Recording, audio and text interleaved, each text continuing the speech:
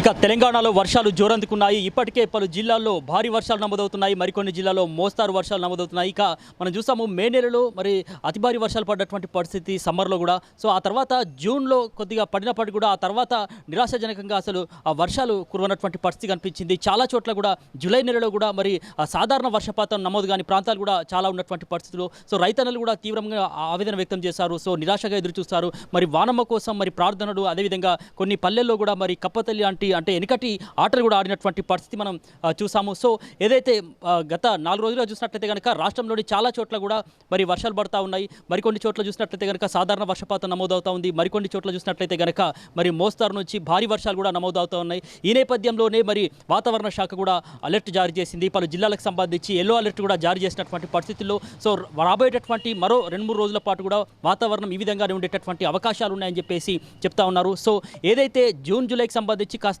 లోటు వర్షపాతం నమోదైనటువంటి క్రమంలో మరి ఇప్పుడు రైతన్నలకు సంబంధించి ఒక మరి ఆనందమే అని చెప్పుకోవచ్చు. వాళ్ళకి సంబంధించి ఒక ఆశాజనకంగా మరి వాళ్ళైతే చేస్తూ ఉన్నారు. సో కొన్ని రోజులుగా వాళ్ళు వ్యవసాయ పనులకు సంబంధించి మరి మొదలు పెట్టాలని చూసినప్పటికీ కూడా మరి ఆ వర్ణదేవుడు కరుణించకపోవడంతో వాళ్ళు రైతన్నలు నిరాశ చెందినటువంటి పరిస్థితుల్లో ఇప్పుడైతే వర్షాలు పడడంతో వాళ్ళు కూడా ఆనందం వ్యక్తం చేస్తున్నటువంటి పరిస్థితి కనిపించింది. ఇక జయశంకర్ భూపాలపల్లి జిల్లా కేంద్రంలో కూడా మరి ఒక 2-3 రోజుల నుంచి కూడా వాతావరణం మరి చల్లబడి ఏదైతే వర్షాలు పడుతున్నటువంటి పరిస్థితి కనిపిస్తూ ఉంది. సో ఏదైతే మంగళ బుధవారాల్లో కూడా వర్షం పడింది. ఆ తర్వాత శుక్ర శని ఆదివారాల్లో కూడా మరి కొద్దిగా సాధారణ వర్షపాతం నమోదైనటువంటి పరిస్థితి.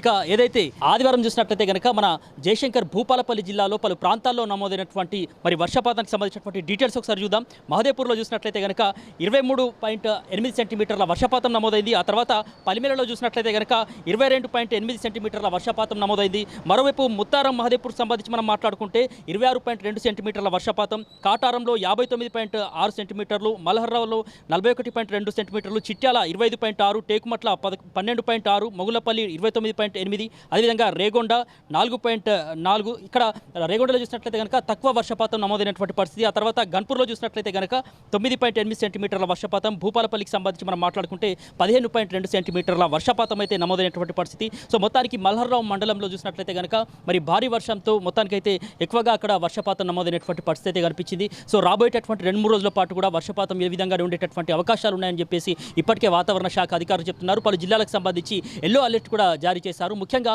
ఏవైతే లోతట్టు ప్రాంతాల ప్రజలు ఉంటారో వాళ్ళకి సంబంధించి అప్రమత్తంగా ఉండాల్సినటువంటి అవసరం ఉందంటూ కూడా వారు అలర్ట్ జారీ చేస్తున్నటువంటి పరిస్థితి అయితే కనిపిస్తూ ఉంది.